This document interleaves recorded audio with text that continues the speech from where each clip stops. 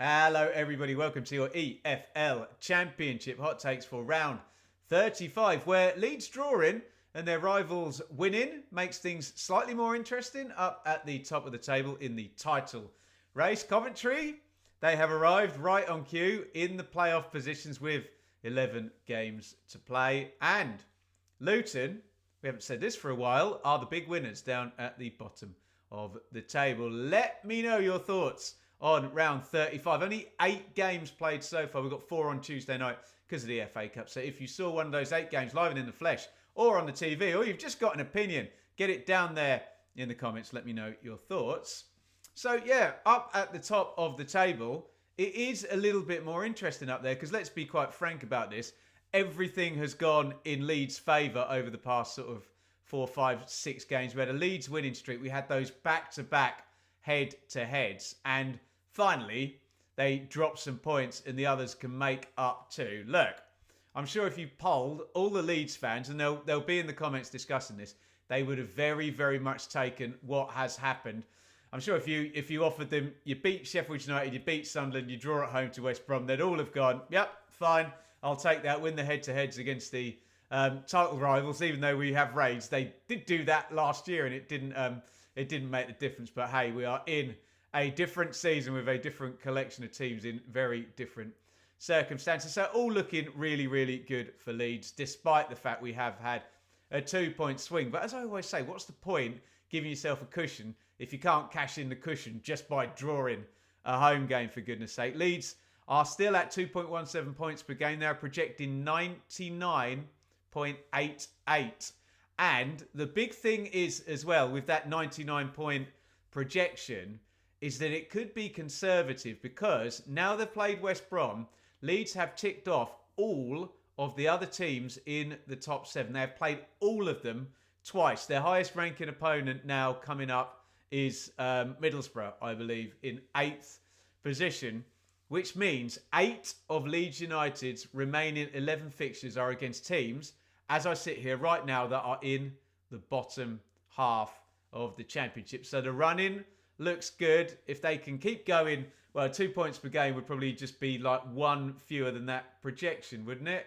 What have we got? 11 to go, 20, yeah, 98. So knock out 2 points per game. They are in the Premier League, and they're probably in the Premier League with a couple of games to spare, in my humble opinion. So look, we did a watch along this one. I won't go chapter and verse on the game. I think it's pretty even, to be honest. West Brom, I think Leeds dominated at times, and particularly in that first half, looked like it could go loose in Leeds' favour. But West Brom did make chances, didn't they? The one for Swift at 0-0.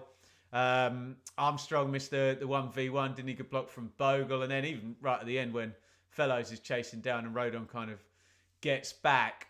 So look, I think it was more even than Leeds games have been recently, and there's very much a sense if they'd played the same way against a team with less experience and less quality than West Brom, who are, let's not forget, in the playoff positions and started the day in 5th, I think they'd probably go on and win the game. So what Leeds fans are going to hope is going to happen in those 8 out of 11 games against bottom half sides for the remainder of the season. The hard yards are done. They've just got to get over the line now. But I know the Leeds fans will tell me, oh yeah, Ben, many a slip betwixt cup and lip where Leeds United are concerned. Let's move on anyway. And like I say, much more detail on Leeds in the watch-along if you want to see any of that back. Sheffield United won on the road, again, by 1 goal down at QPR. They had 2 shots on target and they won the game 2-1. They have got a brilliant away record. Sheffield United have got 37 points on the road. And that is now, we've been adding these up, the 13th single goal win for Sheffield United. And before we get emotional football fans in the comments, what else are there other than emotional football fans? The only type of football fans. That's a huge compliment, by the way. Don't give me the, oh, you only need to win by 1 goal, you know, we're just getting the job done. Yes, exactly. This is a team that knows how to win. And we've said it for weeks now. Leeds have had 4s and 7s and 1 head-to-heads. But as Daniel Farke said in his press conferences, and I've said, Leeds won all the spotlight games last year and didn't get promoted. You can get yourself into that top 2 by doing exactly what Sheffield United are doing and winning the majority of your games against the sides further down in the table. And if you win them by a single goal, you still get 3 points. Same as if you won it 7-0 or 4-0 like we've just mentioned.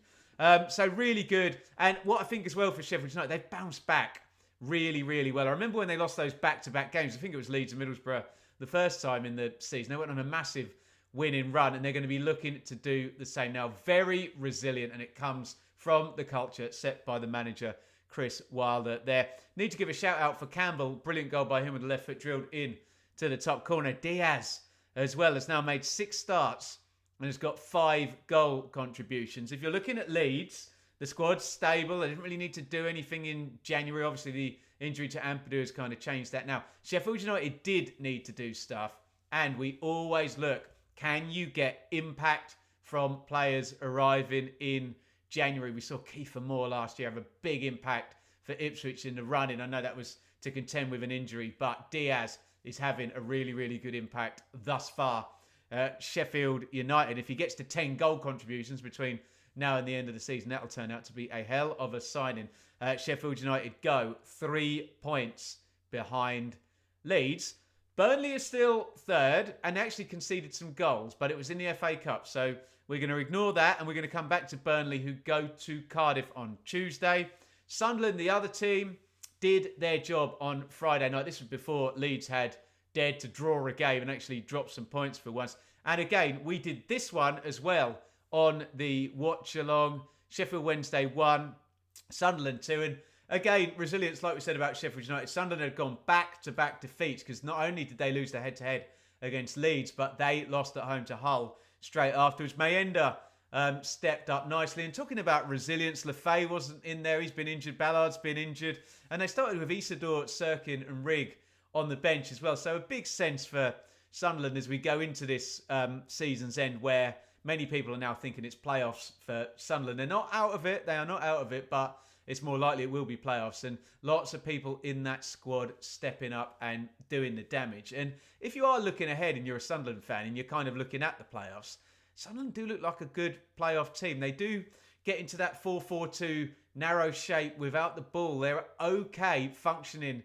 in a way that would suit tournament football. We often flip to defences. I know Burnley have got the mother of all defences this season, but you wouldn't mind Regis Lebris as a playoff manager, would you? So Sunderland get the win, which means if you're here for the narrative and you want the title race to go as far as possible, other than Leeds losing, you've got the results that you want, because if Burnley win as well, then you'll have a 2-point swing on all of the teams, closing up on Leeds up at the top. So Sheffield United and Sunderland take 2 points out of Leeds. Leeds are still with an 8-point promotion gap over Burnley. They do have that game in hand. That will be close to a 5 if they win at Cardiff. Sheffield United have a 5-point promotion gap. However, that will be closed to 2 points. So it could get very interesting still if Burnley do go ahead and get that win. Burnley obviously 5 points back, game in hand on Tuesday. Sunderland 8 points back. I said so many times for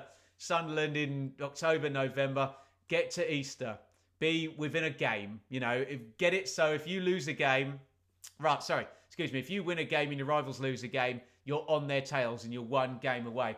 And frankly, Sunderland are kind of there. If Sheffield United were to lose next week and Sunderland were to win, it could go back. It's 5 points, isn't it? And then you can start to look at it. Okay, need to get a little bit closer, but they've been fantastic, Sunderland. Get your thoughts in on the automatics and the title race. We are going to look at the playoffs, where we talk mostly about Coventry in recent times. I have complained, I'll speak for myself, about the low standard, high standard at the top and the 4 teams drifting away. Okay, Sunderland have come off that a little bit now, but for 5th and 6th, we're expecting a low points total. And even with Coventry's magnificent run, which now stretches to 8 wins in 9 games after their win at Oxford today, Coventry are still in 5th place, projecting, I've got it written down, 69.65. So right now, it's still the case. If you score more than 70 points, not only are you getting in the playoffs, which is low for 6th, but you're going to finish in 5th. as well. So the door is wide open. Coventry are the ones with Frank Lampard taking a chance. As I say, 8 wins into 9, into 5th place. 44 days ago, Coventry were 16th. And now they are 5th on the back of this run. And this performance kind of stunk of momentum, didn't it? Where they took the lead and then they got pegged back, and then they took the lead and they missed a penalty and they got pegged back and they won it again. They just look like a team that's just going to get it done and win games. Whatever. We're interested to see what happens to Ruddock, who's got a problem with his shoulder, actually injured himself scoring. But we said this, didn't we? Mason Clark is back. He is scoring. He scored today as well. Sheaf has now come off the bench in consecutive games. Hadji Wright came off the bench as well. So not only do we have Coventry finally kind of justifying the ability of that squad, which they weren't at the start of the season under Robbins and without Adi Vivash, it seems like they're doing it now, and players are arriving for the end of the season who are going to make a difference. And that's before you've factored in the addition of Grimes as well in January, who is a proper go-to experienced championship know-how bod. Coventry, brilliant, into 5th. I'll quickly just skirt over Blackburn versus Norwich, which ended 1-1. Norwich really should have won it because there was a red card for Blackburn. And then Norwich scored late in the game. And then Blackburn equalised later in the game. It's Big Val Ismail's first game, and he gets himself a draw. It's an unhelpful draw, really, for both sides. Although Blackburn will take it given the circumstances there. They are out of the top 6 now. Blackburn, Coventry have jumped up in there. So Norwich are 4 points further back. But they're all part of this incestuous bunch of teams all clogged up together. And Middlesbrough are back in. We said this about Middlesbrough. There was lots of talk about Michael Carrick and is he going to lose his job? And he's on a losing streak. And I think it was 4, wasn't it? It didn't go to 5 because they've now won back-to-back games. And if I am right, which I am, that the standard is low, someone could change that between now and the end of the season, but the standard is low, then anyone in this group, literally anyone there, back-to-back wins, you're going to be right on the edges of it again, even if you've lost bloody 4 in a row like Middlesbrough just have. They are now 2 points off it. And you're kind of like, well, okay, what if that goes to 3 or 4 wins in a row? People will be back on Borough for the playoffs. You'll be like, they're in there and they've got the momentum and they've got a good squad and blah, blah, blah. They beat Derby today. We'll talk about Derby in the relegation chat as it pertains to Luton's win as well, because Derby have gone bottom. It was Finn Azaz, and fair play Finn Azaz. For people that love this, he is now in double figures for goals and assists. So 20 goal contributions, 10 goals, 10 assists. Outstanding Azaz, and they get the win in the 80th minute, Middlesbrough, to go back to back. Let me know your thoughts on the playoff race. Actually, let me quickly mention Stoke and Watford. 0-0. Watford, 3rd straight clean sheet. They are 3 points off the top 6. I know we mention Watford in dispatches in the playoff race every week. I'm still saying Watford are there in 10th place. I'm still saying if they finish 10th, that's a great job by Cleverley. And just keep the job, man. Keep the job. Don't lose 3 games in a row at any point and keep the job. But am I seeing them in terms of consistency and squad quality being able to compete with, say, Norwich, Middlesbrough, West Brom and Coventry? I don't think so. I think that traffic may well, at least 3 of those teams, maybe all of them, will be ahead of Watford come what may. But Cleverley's done a good job. And I, for one, hope he keeps it. So, playoff race. As I say, it is still anyone's game, with Coventry projecting fewer than 70 points to finish 5th. We're normally looking at between 70 and 75, normally closer to 75 to get into those playoffs. And it's going to be a low tide. So someone could get in there and get in the final from 6th place with a pretty low points total. We've known that for a while. And we do have Millwall and Bristol City. And God, if Bristol City can sort their away form out, they will tie up on 52 points with Blackburn and West Brom as well, which would give us Coventry 53, West Brom 52, Blackburn 52, Bristol City 52. Millwall will have something to say about that on Tuesday because they want to attach themselves to the teams at the bottom. Let me know your thoughts on the playoff race. It looks so obviously Coventry's now to take. What about Middlesbrough? What about West Brom? It was a bit of a statement, wasn't it, to go to Ellen Road and not be overruled with that bad away from. They've got to turn it into some wins on the road, though, West Brom as well. Get your thoughts down there in the comments. Right, Finally, relegation. I have one badge up there, and it is the badge of Luton Town. We will talk about Derby. I suppose we should mention Stoke, who drew 0-0 with Watford. I think Pompey, who lost this game, given they got the 3 wins in a row, and they're on 39 points still with 11 to play, we're not going to be talking about Pompey in terms of the actual kerfuffle scuffle down there. But it was Luton 1, Pompey 0. Luton finally win. Matt Bloomfield finally wins. And that win actually jumps them up 2 places. It's snail racing always down the bottom, isn't it? You win a game, makes a difference because particularly in that bottom 3, they are all significantly below 1 point per game. Derby 29 from 35. Plymouth 30 from 34. Luton 31 from 35. It's not great, is it? But you only need to be the 4th least bad team in the league and you will survive. And that is Luton's complete target right here, right now. First win in 13 games. Oh, ouch. And we're going to talk about Derby haven't won in 13 in all comps as well. Trading,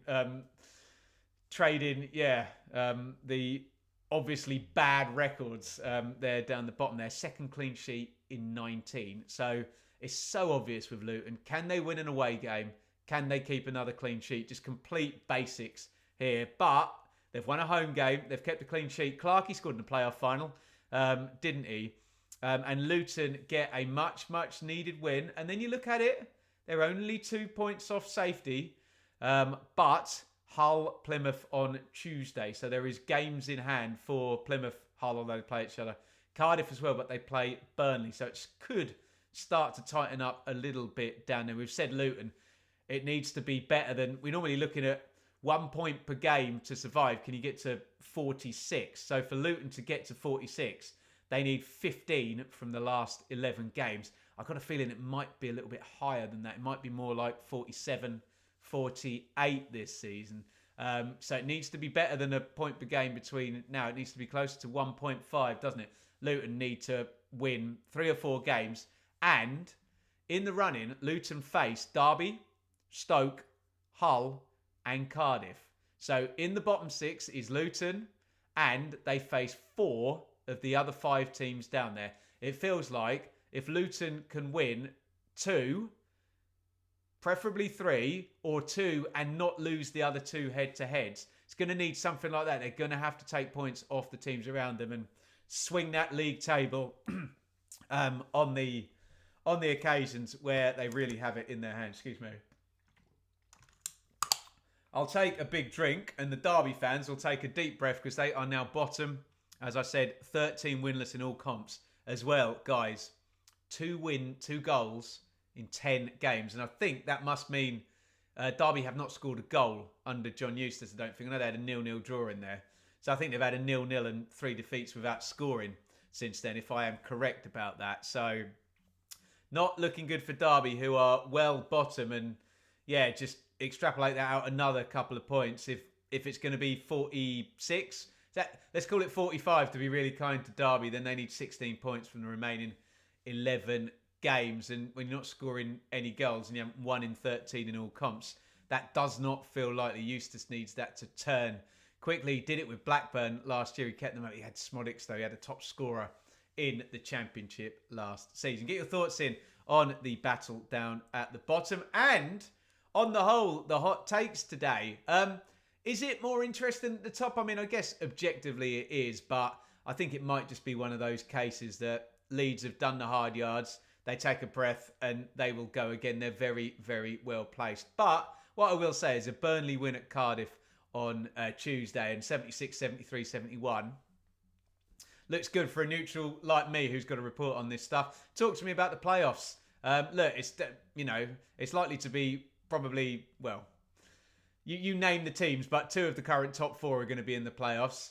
Who are your other 2 there? It's Coventry and West Brom in there at the moment. Squad-wise, I like Middlesbrough and I like Norwich, but Blackburn, Bristol City, Watford, Millwall, etc. are going to have something to say about that. And down at the bottom are Derby, doomed now with that run, and I think Ozo's out for the season as well. And can you see Luton either going on a run now, and down the bottom, I'm talking about a run, just win 3 games out of 6. Do that. happy days? Or are they going to start winning those head-to-heads that I've outlined? You tell me what is going on down at the bottom of the table. Those are your Championship hot takes. You can check out the last Championship check-in podcast with myself and the great Sam Parkin over here. And we're going to be back with an FA Cup watch-along. I get to watch Ipswich Town on the channel. What could possibly go wrong as they go to Nottingham Forest tomorrow night in the FA Cup. Looking to get into the quarterfinals. Imagine that, nosebleed territory for Ipswich. See you then.